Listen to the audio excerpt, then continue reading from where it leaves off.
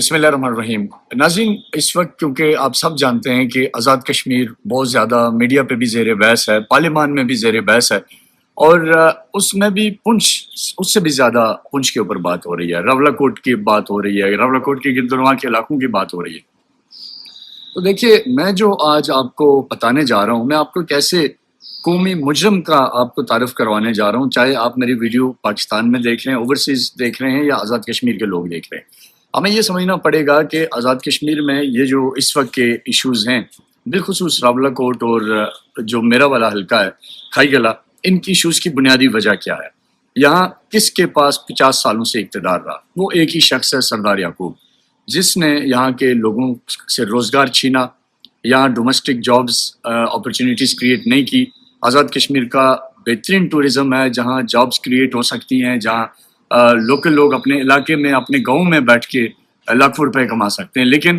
سردار یعقوب صاحب نے کیونکہ اپنی ریکروٹمنٹ ایجنسی چمکانی تھی، چلانی تھی، پیسے بنانے تھے، تو انہوں نے ہر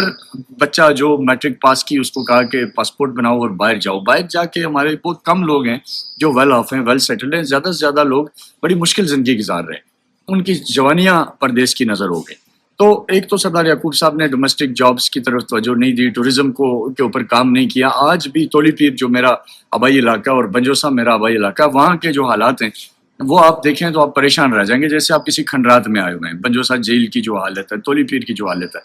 تو بہرحال ایک تو یہ کہ مجرم کو پہچاننا ضروری ہے۔ فیڈرل گورنمنٹ پیسے بھی دیتی رہی، وسائل بھی آتے رہے۔ اگر ہم جائزہ لیں تو اس وقت بھی 370 ارب روپے آزاد کشمیر کو مل رہا ہے، اور ہر حلقے میں اربوں روپے کے فنڈز آ رہے ہیں۔ لیکن میرا حلقہ اتنا بدقسمت ہے کہ لوگ سولنگس کے لیے بھی ابھی بھی چندے کر رہے ہیں، میں فنڈز پرووائڈ کرتا ہوں اپنی طرف سے بھی۔ بورنگ کے لیے ہمیں خود سے کرنا پڑتا ہے، اسکول ٹوٹے پھوٹے ہیں، ٹیچرز کی کمی ہے، کمپیوٹر لیبز نہیں ہیں، سائنس لیبز نہیں ہیں۔ تو ایسے حالات میں جو مجرم ہے ہمارے لوگوں کو، وہ مجرم پہچاننا پڑے گا کہ یہ مجرم کون ہے جس نے حالات کو اس حد تک لے کے آیا کہ ہمارے لوگ مایوس ہو گئے۔ دوسرا، نظریاتی اب اساس کی طرف لے کے آؤں گا۔ جو سردار یعقوب صاحب کا طریقہ رہا ہمیشہ سے، وہ دن کے اجالے میں وہ جہاں بھی کبھی سرکاری دفتروں میں یا انہیں جب بھی کرسی ملنے کی لالچ ہو تو وہ کہتے جی میں پاکستان کے ساتھ ہوں، پاکستان کی قربانیاں ہیں اور وغیرہ وغیرہ۔ لیکن جو ہی انہیں کوئی شرپسند ٹولہ ملتا ہے، وہ شرپسند ٹولے کو کہتے ہیں کہ تم ٹھیک کر رہے ہو، میں تمہارے ساتھ ہوں۔ تو اس طرح کے جو دوغلے سیاستدان ہیں، جن کا کوئی نظریہ نہیں ہے، جن کو نہ عوام کی ویلفیئر سے کوئی لینا دینا، نہ نظریے سے کوئی لینا دینا، یہ جب 50 سال سے ایک علاقے کے اندر مسلط رہیں گے تو تب یہ مسائل ضرور آئیں گے۔ اور ان مسائل کو ایڈریس کرنے کا بھی جو حل ہے وہ یہی ہے کہ اس قسم کے جو تھکے ہارے نظریاتی طور پہ بوسیدہ قسم کے، آج میں آپ کو گارنٹی سے کہوں گا کہ اگر سردار یعقوب کو نریندر مودی کہے کہ میں تمہیں وہاں پہ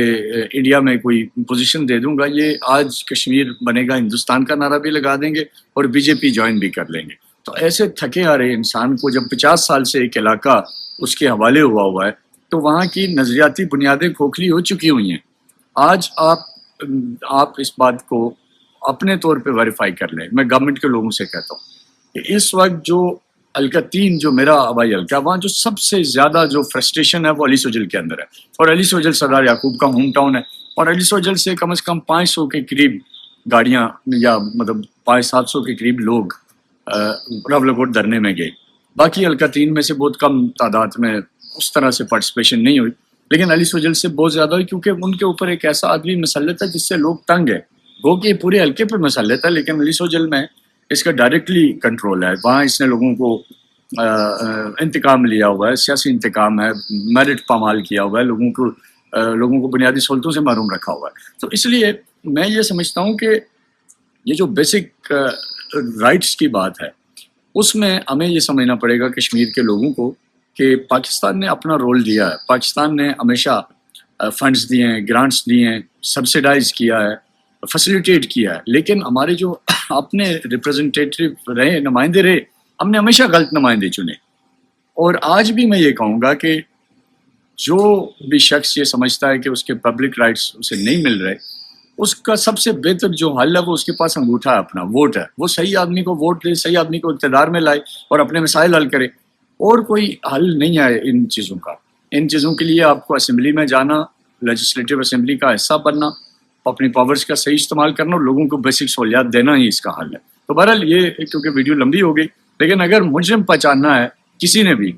تو وہ مجرم سردار یعقوب ہے، جس نے راولہ کوٹ، کھائی گلا، اس کم از کم ان 2 حلقوں میں، اور یہی اس وقت سب سے زیادہ انریسٹ ہے، ان 2 حلقوں میں اس آدمی نے لوگوں کو اتنا مایوس کیا، لوگوں کو اتنا سیاسی انتقام کا نشانہ بنایا، اتنی وسیع پیمانے پہ کرپشن کی کہ خود تو مکہ ہاؤسنگ سوسائٹیز بنا لی، کھربوں روپے بنا لیے، لیکن ایک عام آدمی وہاں کا آج بھی بیسک رائٹ کے لیے ترس رہا ہے. میں آپ کو وثوق سے کہتا ہوں کہ جس دن اس حلقے کو بہتر قیادت ملی، جس دن یہاں سے کوئی بہتر آدمی اسمبلی میں گیا، کم از کم حلقہ 3 کا میں گارنٹی سے کہتا ہوں کہ ایک آدمی بھی سڑکوں پہ نظر نہیں آئے گا. بہت بہت شکریہ.